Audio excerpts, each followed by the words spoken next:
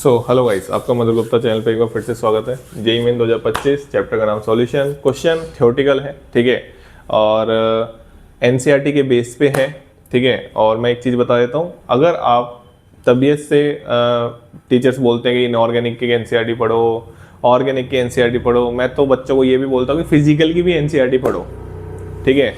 आप पढ़ोगे ना, आपको पता लगेगा कि चाहे वो नीट का एग्जाम हो, चाहे वो जेईई का एग्जाम हो, चाहे जेईई एडवांस ही क्यों ना हो, क्वेश्चन सीधा सीधा आ जाता है, कोई बड़ी बात नहीं है। लाइन लिखी हुई आ जाती है थ्योरेटिकल में, ठीक है ना। ये जो मैं आपके सामने दो स्टेटमेंट लिख रखे हैं ना, सीधे सीधे एनसीईआरटी के हैं, बिल्कुल एज इट इज एनसीईआरटी के हैं। जो नोटेशन यूज में लिए हैं ना जेईई मेंस ने, वो भी एनसीईआरटी के लिए स्टैंडर्ड नोटेशन यूज में लिए हैं।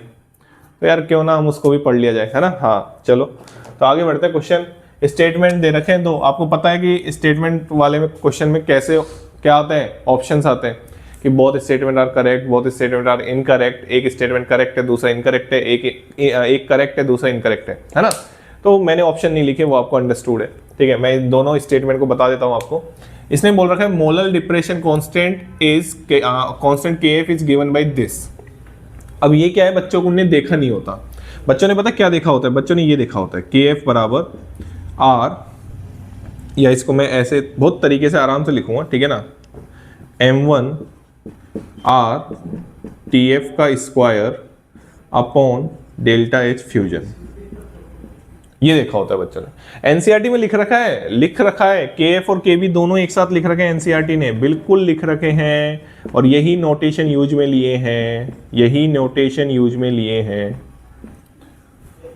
अब इसको इस तरीके से बनाना था। अब क्या करना था आपको, कुछ भी नहीं करना था बच्चा। मतलब ये क्वेश्चन, मतलब मैं कह रहा हूं ना कि अगर तरीके से पढ़ोगे ना तो मतलब कोई ऐसा वो नहीं है मेन तक, तो इवन बिल्कुल एडवांस में दिमाग की जरूरत है। लेकिन मैं ऐसे भी नहीं बोलूँगा मेंस में नहीं है, लेकिन मेंस में अगर प्रैक्टिस अच्छे करते हैं ना तो एवरेज माइंड वाला भी बहुत अच्छा स्कोर कर सकता है, अगर तरीके से पेपर को एनालाइज करके दिया जाए तो, है ना। हाँ चलिए, तो यहाँ पे आप ये वाली जो वैल्यूज है आप अच्छी तरीके से जानते हैं। थर्मोडायनेमिक्स में मैंने बताया हुआ भी है एक क्वेश्चन के थ्रू, एंट्रोपी। हाँ, एंट्रोपी की कैलकुलेशन एक वीडियो डाल रखी है मैंने, आपको मिल जाएगी। तो यहाँ पे अगर हम ध्यान से देखें तो ये डेल्टा एस फ्यूजन के बराबर ही होता है।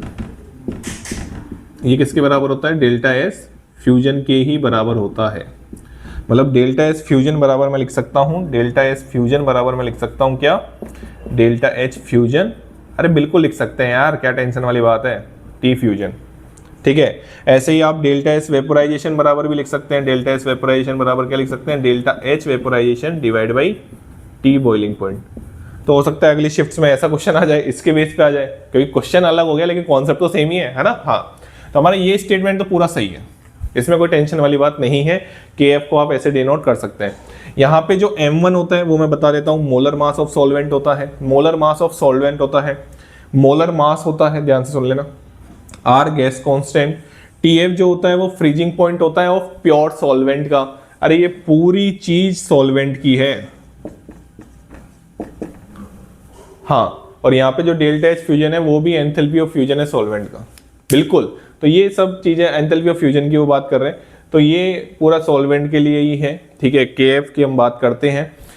केएफ की जो यूनिट होती है वो यूनिट होती है क्या, केएफ की यूनिट होती है केजी मोल इनवर्स। ये भी आपको याद होनी चाहिए, नीट में तो ये भी पूछ लेते हैं कई बार, केजी मोल इनवर्स। अब जो दूसरा, ये पहला स्टेटमेंट था, दूसरा स्टेटमेंट देखो, KF for benzene is less than KF for water. अब ना वैसे तो टीचर्स और मैं भी केएफ बेंजीन और वो क्वेश्चन में आ जाती है कई बार, स्टैंडर्ड वैल्यूज ही यूज में लेते हैं हम। जैसे केएफ की जो वाटर के लिए लिखी जाती है, केएफ फॉर वाटर, वो हम लिखते हैं 1.86 केजी मोल इनवर्स। और केएफ फॉर बेंजीन की अगर हम बात करें तो एनसीईआरटी की, बिल्कुल एनसीईआरटी की ही वैल्यूज में ले रहा हूं, केजी मोल इनवर्स। तो आपको दिख रहा है कि बेंजीन का केएफ ज्यादा होता है, किससे ज्यादा होता है, वाटर से। तो ये वाला स्टेटमेंट क्या हो गया, गलत हो गया। अब तुम्हारा क्वेश्चन ये हो सकता है सर हमको कैसे याद होगा। देखो बच्चा, मैं आपको एक चीज बता दूं, वाटर की तो लिखाई जाती है, 100% श्योर हूं मैं, हर टीचर्स लिखाते हैं। बेंजीन आपको क्वेश्चन के थ्रू पता लग जाती है, 5.12। अब मैं आपको एक चीज बताता हूँ, एनसीईआरटी में एक टेबल मिलेगी आपको, जहां पे ये फॉर्मूला लिख रखा है ना उन्होंने, उसके नीचे एक टेबल बना रखी है, उसमें 6 से 7 सॉल्वेंट के केएफ और केबी की वैल्यूज दे रखी है। तो क्या सर हमको सब कुछ याद करना है क्या? नहीं याद करना, नहीं याद करना सब कुछ, लेकिन मैं आपको यही सजेस्ट करूंगा कि देखें बस उस टेबल को एक बार। जैसे बेंजीन का पूछ लिया, हो सकता है क्लोरोफॉर्म से रिलेट करवा ले, कोई भरोसा नहीं है ना यार, क्वेश्चन कहाँ से बनाएंगे, क्वेश्चन वहां से एनसीईआरटी से लाइन टू लाइन उठ के आ रही है, फिजिकल केमिस्ट्री में भी, ठीक है ना। हाँ चलिए, थैंक यू सो मच।